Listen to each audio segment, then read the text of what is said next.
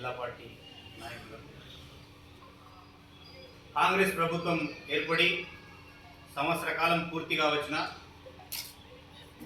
వనపర్తి నియోజకవర్గంలో అభివృద్ధి శూన్యంగా మారింది.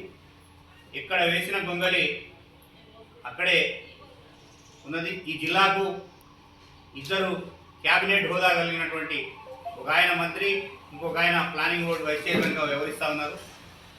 మరి నేను ఈ జిల్లా మంత్రి కృష్ణారావు గారిని సూటిగా ఒక ప్రశ్న అడుగుతా ఉన్నా. ఈ నియోజకవర్గంలో గతంలో జరగలేదు అభివృద్ధి, కాబట్టి వనపర్తిలో కూడా అభివృద్ధి జరగకూడదని కాన్సన్ట్రేషన్ చేస్తలేరా?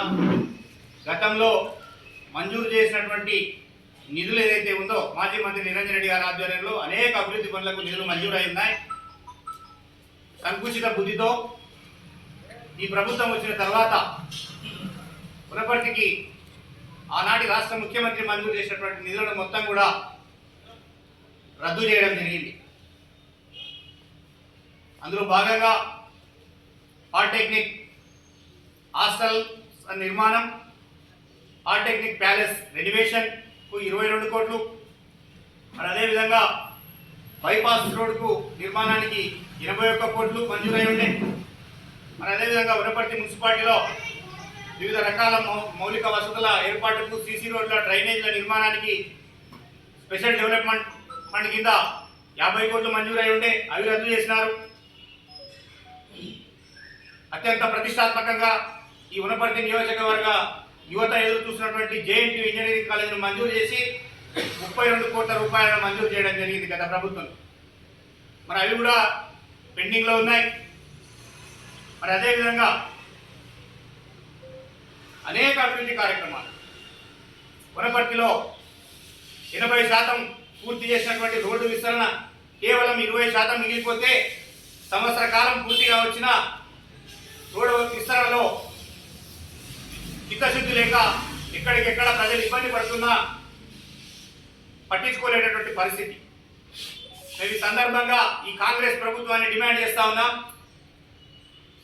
మీకు కొత్త నిధులు ఎలాగో చేత కాదు, కొత్త నిధులు తేవడం చేత కాదు, కొత్త ప్రతిపాదనలు పెట్టడానికి అసలు అవగాహననే లేదు.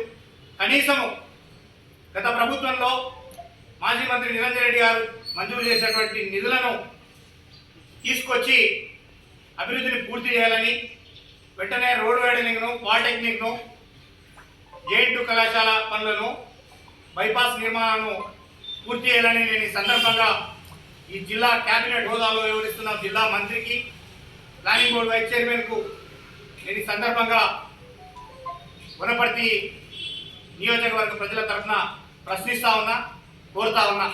మరి అదేవిధంగా ఈ రాష్ట్ర ప్రభుత్వం అత్యంత ప్రతిష్టాత్మకంగా ఈ రాష్ట్రంలోనే 4-5 టవర్లను, ఐటీ టవర్లను మంజూరు చేస్తే అది నిరంజన్ రెడ్డి గారు వనపర్తికి ఒకటి మంజూరు చేయడం జరిగింది. దాని ఊసు అసలే లేదు. మరి ఈరోజు కాంగ్రెస్ ప్రభుత్వం వచ్చిన తర్వాత జియో నెంబర్ 46ను అణిచిపెట్టడంతో ఈ ప్రాంతం ఉద్యోగులకు తీవ్రమైనటువంటి అన్యాయం జరుగుతూ ఉంది. స్థానికత మీద ఉద్యోగాలు వచ్చే అవకాశం యువత కోల్పోతూ ఉంది. జియో నెంబర్ 46 పైన స్టే ఎత్తివేయడంలో ప్రభుత్వం తాత్సారం చేస్తుంది. కాబట్టి వెంటనే జియో నెంబర్ 46ని ఎత్తివేసి మన ప్రాంతంలో ఉన్నటువంటి శ్రీశైలం ముంపు బాధితులు ఎవరైతే ఉన్నారో వారికి ఉద్యోగాలు కల్పించాలని ఈ సందర్భంగా డిమాండ్ చేస్తా ఉన్నాం. అదేవిధంగా మేము అధికారంలోకి వస్తే మొత్తం నిరుద్యోగం ప్రారంభిస్తాం, లక్షల ఉద్యోగాలు ఇస్తామని ప్రతి వేదిక మీద ఊకదంపుడు ఉపన్యాసాలు చెప్పినటువంటి రాష్ట్ర ముఖ్యమంత్రి ఉద్యోగాల కల్పనలో పూర్తిగా విఫలమైనాడు. గత ప్రభుత్వంలో పరీక్షలు నిర్వహించి నోటిఫికేషన్లు ఇచ్చిన ఉద్యోగాలు మాత్రమే ఇప్పటి వరకు భర్తీ చేయడం జరిగింది తప్ప నూతనంగా మీరు ఏ ఒక్క ప్రక్రియ ఉద్యోగ కల్పనలో చేపట్టలేదు. మరి ఇదంతా ప్రజలు గమనిస్తూ ఉన్నారు. రానున్న స్థానిక ఎన్నికల్లో మీకు తగిన బుద్ధి చెప్తారు. ఉట్టి మాటలే ఉన్నాయి కాబట్టి కాన చేతలు లేకుండా పోయింది అనేది ప్రజలకు అర్థమవుతా ఉంది. దీంతో పాటు